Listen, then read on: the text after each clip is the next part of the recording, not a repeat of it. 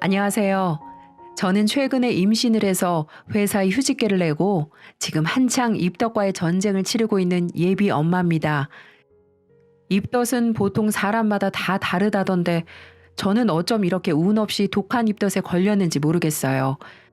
안정기로 접어든 지금도 입덧이 전혀 나아지지 않아서 친정 엄마조차 난 안 그랬는데 넌 어쩜 그러니 하시면서 안타까워하시고 남편도 회사에 반차를 내고 집에 와서 저를 살펴준 적도 여러 번 있습니다.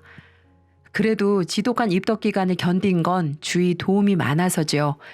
특히나 도움이 되었던 건 친구들인데요. 대학 동기들이나 고등학교 시절 친구들이 찾아와서 위로도 해주고 또 먼저 결혼해 엄마가 된 친구들은 자기들의 경험을 살려서 음식도 해주고 그랬어요. 그리고 또 한 사람 제게 응원이 되어주고 있는 분이 한 명 있습니다. 제가 언니 언니 하면서 친언니처럼 따르고 있는 사람인데 벌써부터 아기 화장품에 산모 화장품 또 튼살 크림 등을 한 알음씩 사다 안겨주고 제가 먹고 싶다는 건 다 해다가 줍니다. 언니 음식 솜씨가 기가 막히거든요. 입덧을 시작하자마자 얼마나 생각났는지 모릅니다. 생각난다고 하니까 다음날 바로 만들어서 가져다 주었고요. 저를 너무나도 사랑해주는 이 언니는 바로 제 전 새언니입니다. 네, 바로 제 친오빠의 전 아내 되는 사람이죠. 친구들한테도 아, 네, 전 새언니야 라고 하면 다들 토끼 눈을 뜨면서 뭐라고? 내가 잘못 들은 거 아니지? 하며 되묻고는 세상에 할리우드다 할리우드야 라면서 감탄을 합니다. 아우 세상이 아무리 변했다고 하지만 너처럼 전 새언니랑 언니 동생 먹고 친자매처럼 지내는 경우도 드물겠다 야.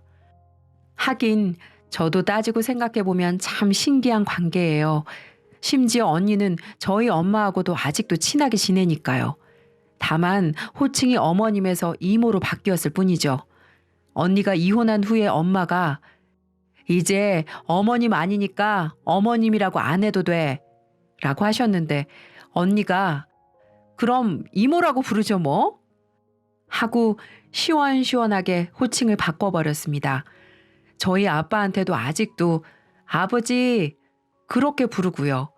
이런 기가 막히고 어떻게 보면 웃긴 관계가 된 이야기를 해보자면 조금 복잡해요. 사실 지금이야 편하게 웃으면서 잘 지내고 있지만 언니도 저도 엄마도 마음고생이 다들 많았어요. 정말 얼마나 마음고생을 했는지 모릅니다. 그 일을 겪으면서 세상에 정말 짐승만도 못한 인간들이 많구나 하고 느낀 적도 한두 번이 아니었고요. 저희 가족은 아빠, 엄마, 오빠, 그리고 저 이렇게 4명으로 이루어진 가족이에요. 다른 가족들과 다를 것 없는 평범한 가족이었고 부모님은 부유한 분들은 아니지만 맞벌이를 하시면서 열심히 저희를 키우셨어요.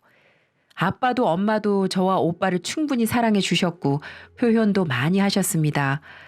이런 이야기를 하는 이유는 저희 부모님께서는 아직도 죄책감을 갖고 계시기 때문이죠.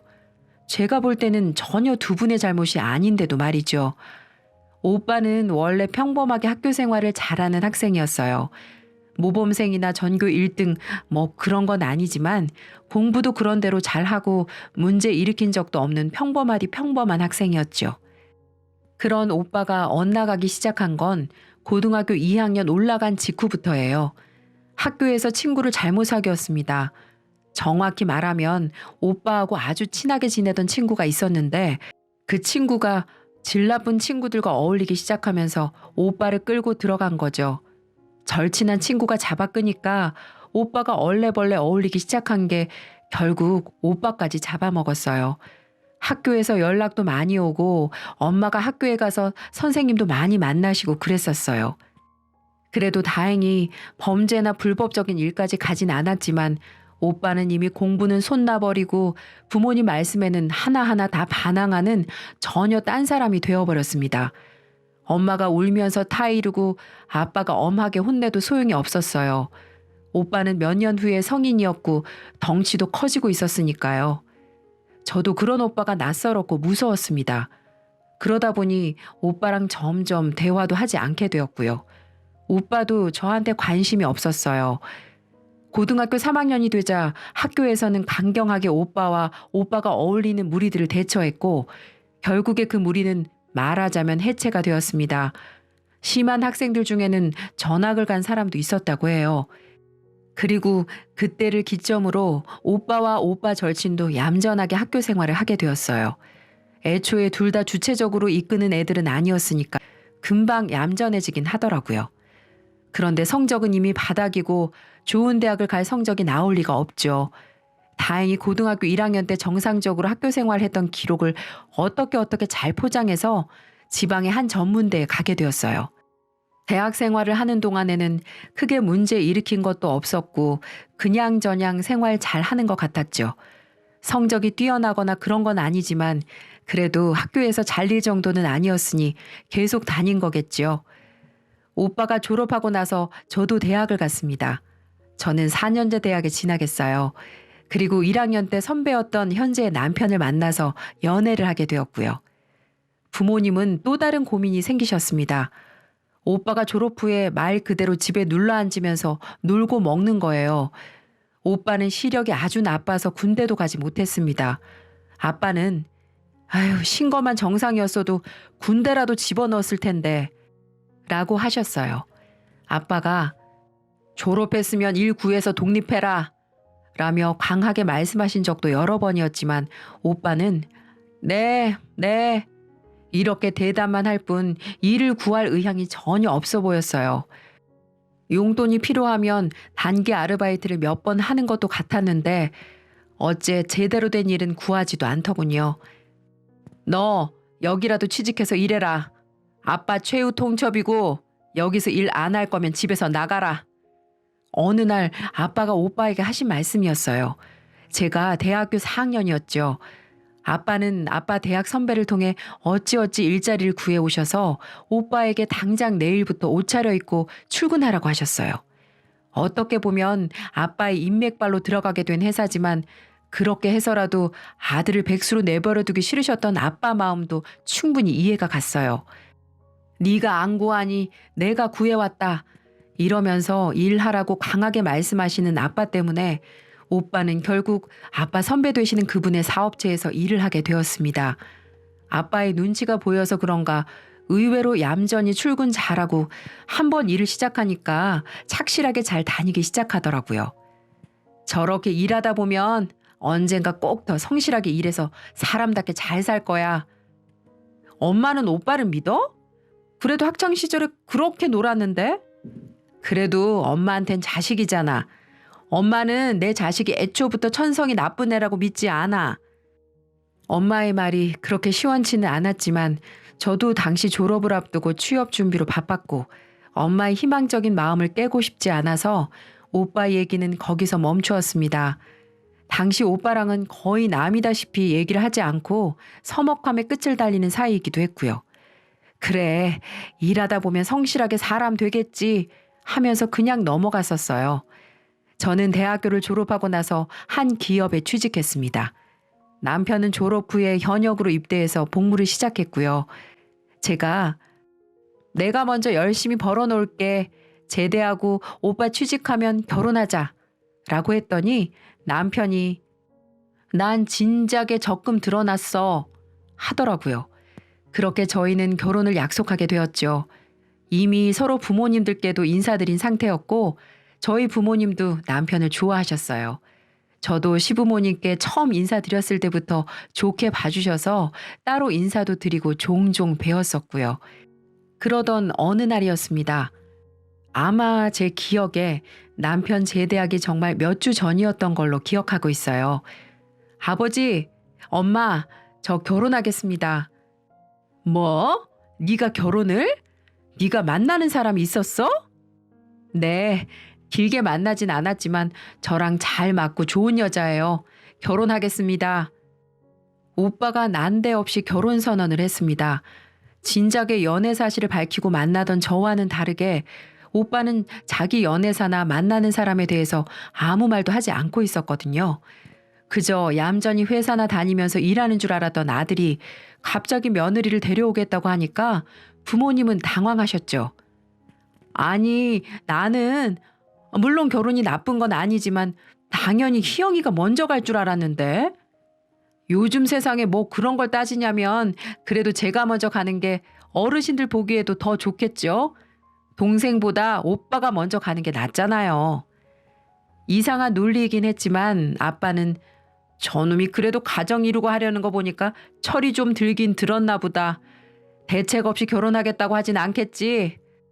라고 하셨어요. 그러면서 상견례 날을 잡으라고 하셨고요. 상견례 필요 없어요. 그냥 저희 집 초대해서 식사하고 인사하면 돼요. 그 친구 부모님이 두 분 다 어릴 때 돌아가셔서요. 엄마는 딱한 표정을 지으시면서 그럼 집으로 날 잡고 데려오라고 하셨어요. 며칠 후에 오빠로부터 문자가 와서 그날 저녁 식사에 예비 새언니가 올 거라고 했습니다. 저는 괜히 긴장이 돼서 퇴근 시간이 다가와도 기분이 썩 가볍지 못했습니다. 집에 가서 엄마 상 차리시는 것부터 도왔어요. 예비 며느리 온다고 갈비찜에 잡채까지 하셨더라고요. 그리고 마침내 도착한 예비 새언니는 저보다 한 살이 많은 사람이었습니다. 첫인상은 동글동글하고 참 순해 보이더군요. 수줍게 저와 엄마 아빠에게 인사한 언니는 목소리도 그렇게 크지 않았고 소위 말하는 못된 새언니의 인상은 전혀 없는 사람이었어요. 솔직히 속으로 오빠에 비해 너무 아깝다고 생각했죠. 어쩔 수 없는 일이었지만 오빠의 학창시절 때와 엄마 아빠에게 반항하던 모습들, 졸업 후 게으르게 집안에서 과자나 먹던 모습들이 떠올랐거든요. 그래도 가정 이루고 나면 더 열심히 살겠지 이런 생각을 하면서 마음속으로 예비 새언니를 응원했어요. 예비 새언니는 양친을 사고로 잃고 고교 졸업 후 바로 취업을 해서 일하고 있었죠. 오빠와는 오빠네 회사랑 거래처 연결이 되어서 오다 가다 만났다고 합니다. 부모님도 착한 며느리를 데려온 것 같다고 하셨고 결혼을 허락하셨습니다. 아빠는 오빠가 방황하던 시절부터 엄하게 대하시고 혼내기도 하셨지만 그래도 아들이 가정을 꾸린다고 하니까 지원도 넉넉하게 해주시고 신혼집도 보태주셨어요.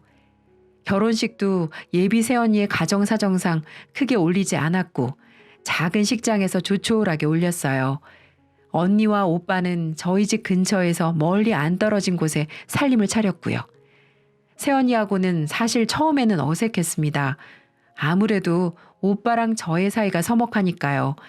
언니는 절 보면 예의를 갖춰서 아가씨 아가씨라고 부르고 존대도 했지만 아무래도 만난 지 얼마 안 돼서 어색하더라고요.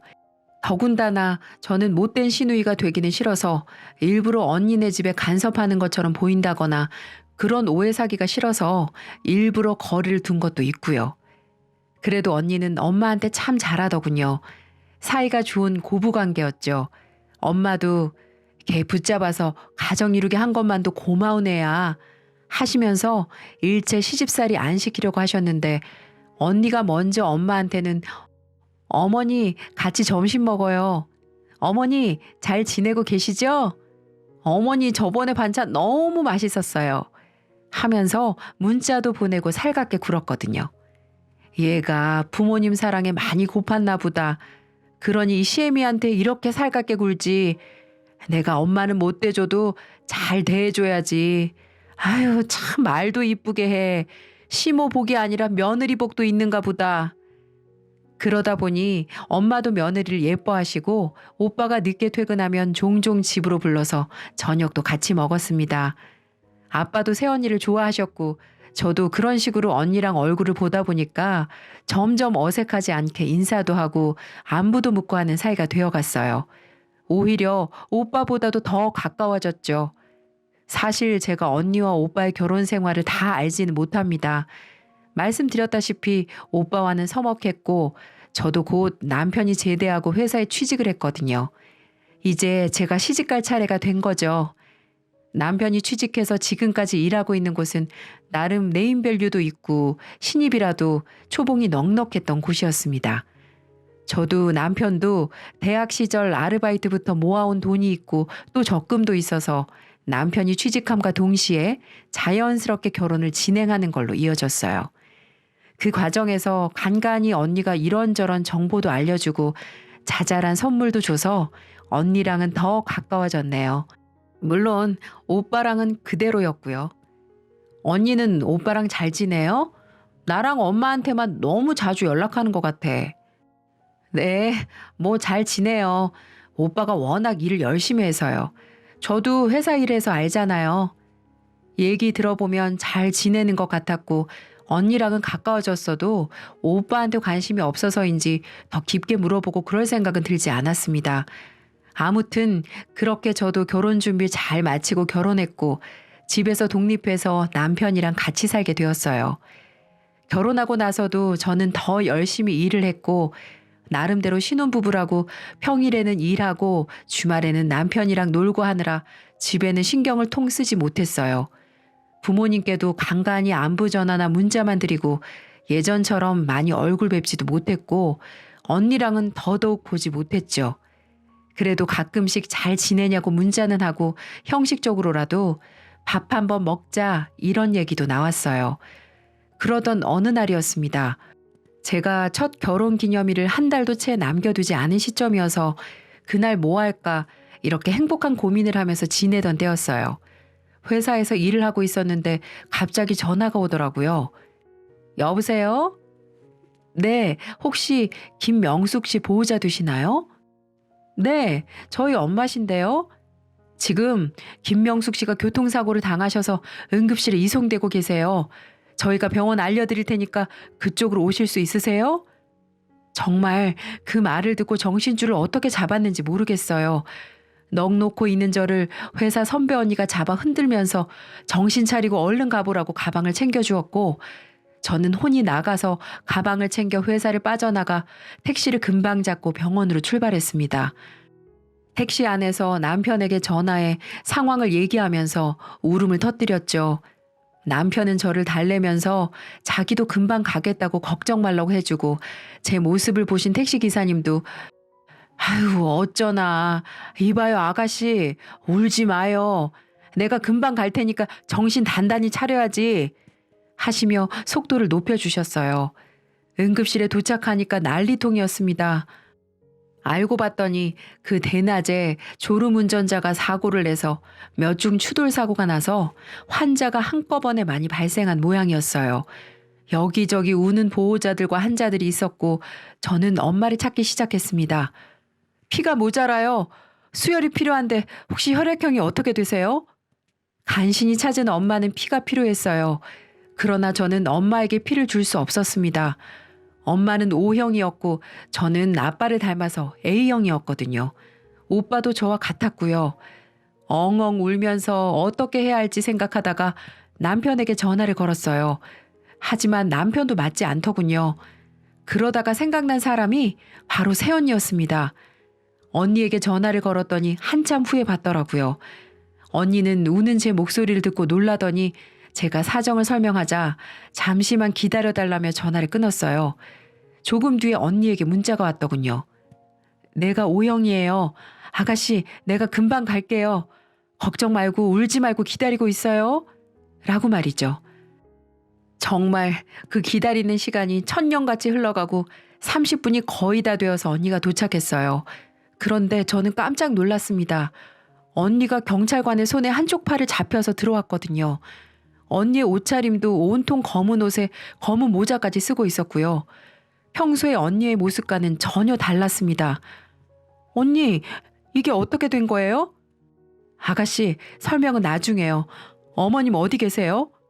일단 엄마가 우선이었기 때문에 언니는 의사를 따라갔고 그렇게 급하게 언니의 피를 뽑아서 엄마는 수술방에 들어가셨어요. 남편과 아빠가 도착했을 때 엄마는 수술방을 나오셨고 무사히 수술이 끝났다는 소식을 듣자 저도 언니도 모두 안도하며 눈물을 펑펑 쏟았습니다. 아빠는 저와 언니를 감싸 안아주시면서 수고 많았다. 그리고 우리 세아가 우리 은지 너무 고맙다. 이 은혜 어떻게 갚아야 할지 모르겠어. 라고 하셨어요. 그런데 그 말을 들은 언니가 갑자기 펑펑 울기 시작하더라고요. 아니에요, 아버님. 제가 더 죄송해요. 그리고 그때 경찰이 다가왔습니다. 언니는 아직 침대 위에 누워 있었고요. 여기서 조사를 진행할 수 있는 건 진행할게요. 무슨 조사요? 우리 며느리가 뭘 잘못했습니까? 네, 지금 명예훼손으로 고소를 당하셔서. 언니가요? 언니가 왜요? 경찰이 난감한 표정을 지으면서 언니를 바라보더군요. 이걸 말해도 되나 싶은 얼굴이었죠. 언니는 눈물을 흘리다가 제가 말할게요, 선생님. 잠시 나가 계셔 주실 수 있으세요? 라고 물었고 경찰은 알겠다고 하면서 잠시 나갔어요. 아버님, 죄송해요. 뭐가 죄송하니, 은지야? 뭐가 죄송해? 사실 제가 오빠 뒤를 밟았어요. 오빠 몰래요. 스토커처럼요. 뭐? 재영이 뒤를 밟어? 그런데 왜 네가 고소를 당해? 오빠가 바람을 피웠어요. 지난달에 눈치를 채서 열심히 증거를 모았는데 증거가 없어서 결국에 오빠가 그 여자랑 문제한 거 보고 오늘 모텔 간다고 해서 뒤를 따라갔어요. 그런데 제가 모텔 앞에서 오빠가 그 여자랑 키스를 하는데 이성을 놔버려서 그 여자 머리채를 잡고 난리를 피워서 그 여자가 절 고소했어요. 언니의 말에 저도 아빠도 남편도 모두 경악했어요. 언니는 서럽게 엉엉 울면서 자기 핸드폰을 확인해 보라고 거기 증거가 다 있다고 했죠. 저는 급하게 언니 핸드폰을 찾아서 확인했습니다. 정말 가관이더라고요. 당당하게 그 상간녀랑 셀카를 찍고 문자로 온갖 미러를 속삭이고 이딴 인간이 내 오빠라는 걸 믿기 싫을 만큼 더러운 증거들이었습니다. 하지만 가장 화가 나신 건 아빠였어요. 분수에 넘치는 착한 아내 맞았으면 모시고 살아도 모자랄 판에 뭐? 바람을 피워? 이 자식 어딨어? 오빠는 그 여자랑 경찰서에 있어요. 아가씨 전화 받고 제가 경찰분들한테 빌었어요. 어머님만 제발 살리고 오게 해달라고. 피가 저랑 유일하게 맞아서 제가 살려야 한다고요. 이 짐승만도 못한 놈. 지 애미가 죽어가는데 저는 바람난 여자 끼고 경찰서에서 기다리고 있어? 지금 당장 가야겠다. 거기 경찰 선생. 우리 며느리는 내가 데리고 갈 겁니다. 희영이 너는 김서방이랑 엄마 지키고 있어. 아빠, 언니도 아직 쉬어야 되잖아. 그냥 그 자식 보고 오라 그래. 저도 화가 나서 소리쳤고 중간에 끼신 경찰분만 난감해지셨어요. 어쨌든 언니는 지금 고소를 당한 상태니까요. 언니가 회복해야 한다는 걸 참작해서 다행히 며칠은 시간을 벌 수 있었어요. 엄마는 그 사이에 의식을 찾으셨지만 충격을 받으실까봐 일단은 오빠 이야기를 절대 하지 않았습니다. 아빠는 그 사이에 아는 지인과 인맥을 총동원해서 유능한 변호사들을 만나고 다니셨고요. 그 중에 아빠가 판단하셨을 때 가장 사람이 괜찮아 보인다는 분을 언니의 이혼소송 변호사로 붙이셨어요. 아빠, 괜찮아? 세상에 아들 이혼소송 거는 아빠는 아빠밖에 없을 거야. 그놈은 내 아들 아니야. 내 자식은 희영이 너 하나야. 참을 인자 3번이면 살인도 면한다고 하는데 내가 그놈 학창 시절부터 참아왔어. 살인 나는 것보단 이혼이 낫지. 어디 감히 그런 착한 아이한테 그래. 위자료도 톡톡히 받아내게 할 거고 그 상간녀란 여자도 은지 고소하는 거 가만두진 않을 거다. 언니 앞에서는 당당하게 큰 소리 쳤던 것 같던데 저희 아빠를 보니까 오빠고 그 여자고 둘 다 아빠 앞에서는 벌벌 떨더라고요. 역시 오빠한테는 저희 아빠가 가장 무서운 존재였던 것 같네요. 어차피 저럴 거면 왜 바람을 피웠는지 한심하기만 했습니다. 저기요, 아저씨. 저는 이 오빠 유부남인 거 모르고 만났어요. 저도 피해자라고요. 모르고 만났으면 유부남인 거 알았을 때 그쪽이 창피한 짓 한 줄 알고 죄송합니다. 이렇게 고개 숙여도 모자랐을 판에 감히 우리 며느리를 고소하려고 해요? 말이 되는 소리를 해야지. 그쪽도 상간녀로 혼인 파탄 책임 소송 걸 거니까 알아서 잘들 변호사 구해나 봐요. 아빠, 아니 아버지, 진짜 잘못했어요. 제가 잠깐 미쳤었나 봐요. 엄마한테는. 네 엄마 얘기 꺼내지도 마. 너는 이제 내 아들 아니다. 사람 고쳐 쓰는 거 아니라고들 하지만 그래도 네가 엇나갈 때는 그래 10대니까 그럴 수 있지. 잘 가르치고 내가 내보내지 않고 품는다면 돌아올 거다. 이런 마음으로 참았다만 이젠 아니다. 나한테 자식은 희영이 하나뿐이야. 아빠는 정말 강경하게 나가셨고 물러서지도 않으셨어요. 결국 오빠는 유책 배우자로 언니에게 몇 천만 원의 위자료를 주고 이혼하게 되었고요. 그 상간녀도 소액이지만 돈이 좀 깨졌습니다. 간통죄가 폐지되어서 그렇다고 하네요. 이제 마음 편하게 살아. 너 아직 젊어서 좋은 남자 만날 수 있어. 마음 고생한 거 다 잊고 내가 이렇게 사과할 테니 우리 잊고 살아라. 어머니, 저 어머니 못 잊어요. 엄마 없는 제게 엄마같이 대해주셨는데 어떻게 잊어요? 이혼하던 날 언니가 엄마를 잡고 울면서 말했어요. 그 모습을 보고 언니는 우리 부모님을 정말 친부모님처럼 생각했구나 싶어서 정말 가엾고 눈물이 나더라고요. 어차피 우리한테서 내쳐진 건 은지 너가 아니고 그놈이다. 은지는 오고 싶으면 얼마든지 우리 집 와도 되고 밥도 먹고 딸이면 딸답게 용돈도 달라고 하고 그렇게 해. 저희 아빠의 말씀이에요. 언니는 그 말을 듣고 더 크게 울었습니다. 그리고 정말 아빠 말씀대로 언니는 며느리가 아닌 딸 노릇을 하면서 아직까지도 우리 집과 인연을 이어가고 있어요. 참 이상한 게 오빠가 빠지니까 언니하고도 급속도로 더 친해지게 되더라고요. 이혼한 언니는 후련해 보이고 자유로워 보였습니다. 오빠는 집에서 당연히 쫓겨났죠. 엄마는 그래도 엄마라고 저한테 말해서 오빠 근황 좀 알아보라고 그러시더군요. 남편한테 부탁해서 수소문을 해봤는데 오빠는 고등학교 동창들이나 대학 동기들의 집들을 다니면서 식객처럼 생활하다가 지금은 지방에 있는 한 공장에서 일하고 있다고 했어요. 거기 사는 친구가 일자리를 알아봐준 모양이에요. 엄마는 에휴 그래도 지 밥벌이는 하고 있다고 하니까 다행이다 라고 하시더군요. 그걸로 끝이었어요. 엄마도 오빠를 더 이상은 자식이라고 마냥 좋게 보지는 못하실 테니까요. 저도 사실은 아직까지도 오빠에게 화가 풀리지 않았고 용서를 못한 상황입니다. 언니가 살아온 세월을 생각하면 더 그래요. 부모도 없이 혼자 열심히 살았는데 언니에게 또 한 번 상처를 준 거니까요. 그래도 지금은 언니가 우리 가족과 잘 어울리고 행복하게 잘 살고 있으니까 다행이란 생각이 드네요. 태어날 제 아이에게도 멋진 이모가 되어줄 것 같고요. 앞으로 행복하게 열심히 살겠습니다. 사연 들으시는 분들도 행복하시고요. 지금까지 들어주셔서 감사합니다.